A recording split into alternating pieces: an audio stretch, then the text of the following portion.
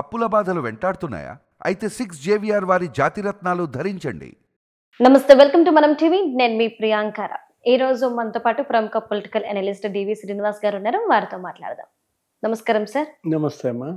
Sir, ఈరోజు స్వతంత్ర దినోత్సవం సందర్భంగా అందరూ కూడా చక్కగా ఈ వేడుకని చేసుకుంటున్నారు. సో ఈ నేపథ్యంలో ఉపాసన కొణిదెల గారు చేసిన కామెంట్స్ ఈరోజు చర్చనీయాంశం. అందరూ కూడా ఆ టాపిక్ వైపు చూసేలా చేస్తున్నాయి. అంటే కోల్కతాలో ఏదైతే ట్రైనీ డాక్టర్ పై అత్యాచారం జరిగిందో దీనికి సంబంధించి డిబేట్స్ జరుగుతున్నాయి. సినీ నటులు కూడా దీనిపై స్పందిస్తున్నారు. ఈ క్రమంలో ఆవిడ ఒక మాట అన్నారు, ఎందుకోసం మనం ఈ రోజు ఈ వేడుకలను చేసుకుంటున్నాము, దీనికోసమేనా ఇలాంటి ఆడవాళ్ళ మీద ఇలాంటి ఘటనలు జరుగుతున్న నేపథ్యంలో నా పాయింట్ ఆఫ్ వ్యూలో ఆవిడ ప్రశ్నించడం అనేది జరిగింది. సో దీన్ని ఎలా చూడాలి అంటారు? ఒకవైపు 78వ స్వాతంత్ర దినోత్సవ వేడుకలు, వికసిత్ భారత్ విజన్ 2047 100 స్వాతంత్ర దినోత్సవాలకి సమాయత్తం అవుతున్నాం. 75 అయిపోయింది కదా, అమృతకాల్ ఇదేనా అంటోంది ఉపాసన. ఇది విష్కాల అమృతకాల. ఎందుకంటే ఇవాళ ఆడబిడ్డలకి ఈ పరిస్థితి. ఇప్పుడు బయటకు వచ్చేటువంటి ఆడబిడ్డకి రక్షణ ఎందుకు కొరవడుతోంది? ఈ ఉన్మాదం ఏంటి? ఈ సైకో మనస్తత్వం ఇంతగా ర్యాంపెంట్గా పేట్రేగిపోవటం. ఇప్పుడు స్వాతంత్రం రాకముందు బ్రిటిష్ తెల్లదొరల పాలన చూసాం. అప్పుడు ఇంత ఉన్మాదం లేదు. అప్పుడు ఈ విధమైనటువంటి ఇంత అత్యాచారాలు, ఇలా హత్యలు, ఆ ఎన్సీఆర్బి రిపోర్ట్ చూస్తే సంవత్సరంలో 31,647 రేపులు, రోజుకి 86 మంది ఆడబిడ్డలు దీనికి బలవుతున్నారు. ఏటికేడు 3,600 పెరుగుతున్నాయి. అంటే ప్రతి ఏడు రోజుకి 10 రేపులు పెరుగుతున్నాయి అన్నమాట. ఎంత బరి తెగింపు, ఎంత ఉన్మాదం! ఇప్పుడు ఇది మానవత్వమా? హింస, ఇంత హింసించటమా? ఇప్పుడు ఎందుకంటే ఉపాసన కామెంట్స్ కూడా ఏమున్నాయి దాంట్లో, మెడికల్ సైడు ఇవాళ లేడీస్ ఇస్తున్నటువంటి సేవలు, అటు వైద్యులుగా ఇటు నర్సులుగా, మహిళలు ఇవాళ ఏంటి, ఓపిక ఎక్కువ, పేషెంట్గా చికిత్స అందించాలా, ప్రతి సమయంలో వాళ్ళు చికిత్సకు అందుబాటులో ఉండాలి, రౌండ్ ద క్లాక్ పనిచేస్తున్నారు. 24 గంటలు వైద్య సేవలు మనం చూసాం కరోనాలో వాళ్ళు అందించిన సేవలకి అసలు అందరూ కూడా స్టాండింగ్ ఓవేషన్స్ ఇచ్చారు. ప్రపంచంలో కరోనా మహమ్మారి వల్ల ఒక జీవన విధ్వంసం, లక్షలాది మంది చనిపోయిన పరిస్థితుల్లో అసలు ఒక్కసారిగా భయం వచ్చేసింది అందరిలో. అప్పుడు తెగించి మనల్ని వైద్యులు వాళ్ళు బలైనా కూడా వాళ్ళు సాక్రిఫైస్ చేసుకొని వైద్యం అందించి ఇవాళ వ్యాక్సిన్ కనుక్కునేదాకా ఇవాళ కరోనా వల్ల మనం ఎంత ప్రాణాపాయం. ఇప్పుడు అదే అమెరికాలో నీకు ఆ వైద్యులు, ఆ సేవలు అందించిన వైద్యురాలు ఇంటి ముందు కార్లతో పెరేడ్ జరిపారంట. అప్పట్లో వీడియో వైరల్ అయింది. ప్రపంచాన్ని వణికించిన కరోనాకు కూడా ఆమె ఎదురొడ్డి నిలిచి సేవలు అందించినందుకు ఆ మహిళా వైద్యురాలు ఇంటి ముందు మొత్తం అమెరికన్స్ కారులతో సహా ఒక పెద్ద ర్యాలీ పెట్టి ఆమెకి సెల్యూట్ చేస్తే, ఇక్కడ భారతదేశంలో ఇప్పుడు ఈ బిడ్డ ఏది కోల్కతాలో ఇవాళ వైద్యురాలు ఇంత అమానుషమా? చంపేయటం, గ్యాంగ్ రేప్ చేయటం.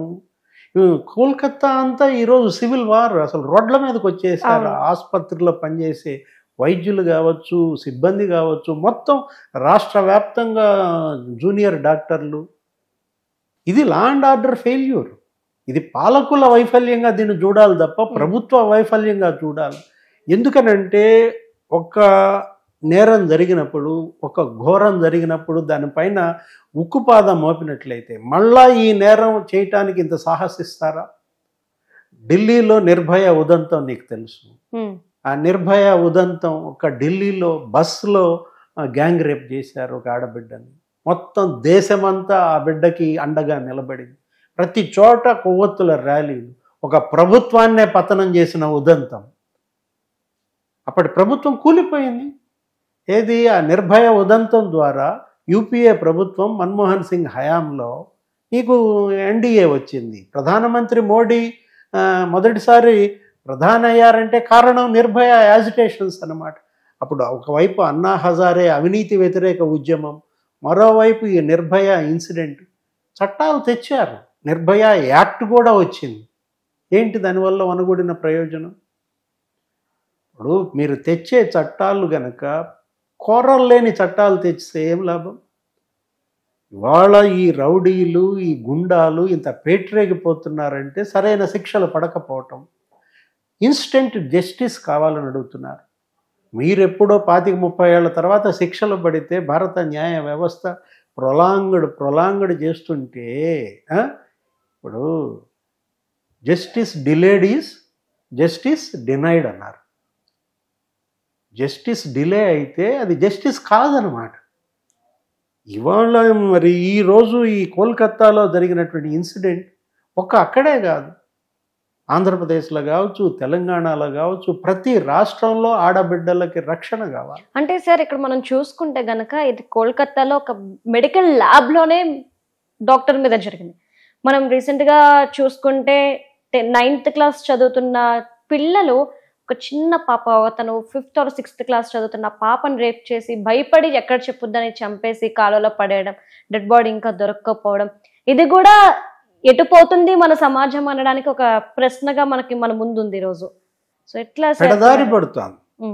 ఒకళ్ళని చూసి ఒకళ్ళు పేటరేగిపోతున్నారు. మనం చూసాం, పవన్ కళ్యాణ్ దీనిపైనే ఆందోళన ప్రకటించాడు. అతను ఏమన్నాడు, మొన్న ఎన్నికల ప్రచారంలో కూడా ఆంధ్రప్రదేశ్లో 30,000 మంది మహిళలు అదృశ్యమయ్యారన్నారు. హోంశాఖ ఇంటెలిజెన్స్ దగ్గర ఈ నివేదిక ఉంది. నేను అమిత్ షాతో మాట్లాడిన మాటల్లో ఆయన నాతో పంచుకున్నటువంటి అంశం, 30,000 మంది ఆడపిల్లలు అదృశ్యం అవుతున్నారంటే హ్యూమన్ ట్రాఫికింగ్ ఎంత పెద్ద ఎత్తున జరుగుతుంది. విదేశాలకు వీళ్ళని పంపించటం, ప్రేమ పేరుతో వలేసి వాళ్ళని కిడ్నాప్ చేసుకోవటం, లేకపోతే ఇంకో చోటకు తీసుకెళ్ళి వదులుచుకోవటం, లేదు ఇలా కొంతమందితో కలిసి గ్యాంగ్ రేపులకి పాల్పడటం. ఇవాళ మార్కెట్కి వెళ్ళిన మహిళ, స్కూల్కి వెళ్ళిన బాలిక, కాలేజీకి వెళ్ళిన యువతి, ఉద్యోగానికి వెళ్ళిన ఆడబిడ్డ సేఫ్టీగా ఇంటికి తిరిగి వచ్చేదాకా ఆ కుటుంబం, తల్లిదండ్రులు పడుతున్నటువంటి ఆందోళన అంతా ఇంతగా. ప్రభుత్వం ఇవాళ భరోసా కల్పించాలి. సార్, అంటే ప్రభుత్వం భరోసా కల్పించాలి నిజంగానే. కానీ ఇప్పుడు సెంట్రల్గా ఈరోజు ఏదైతే జెండా వందన కార్యక్రమాలు జరుగుతున్నాయో దీన్ని బేస్ చేసుకొని ఈ కార్యక్రమంలో పాల్గొన్న ప్రధానమంత్రి కూడా ఒక మాట అన్నారు. అంటే రాబో 5 ఏళ్లలో 75,000 మెడికల్ సీట్లు తెస్తాను అని చెప్పేసి ఆయన ఒక కీలక ప్రకటన అనేది ఈ రోజు చేశారు. ఒక పక్క మేము వర్క్ ప్లేస్ లోని, మేము చదువుకునే ప్లేస్ లోని మాకు సేఫ్టీ కావాలి అంటూ మహిళలు రోడ్డెక్కి జూనియర్ డాక్టర్స్, సీనియర్ డాక్టర్స్ అందరూ కూడాను ధర్నా చేస్తున్న నేపథ్యంలో ఈ ప్రకటనని మనం ఎలా చూడాలి?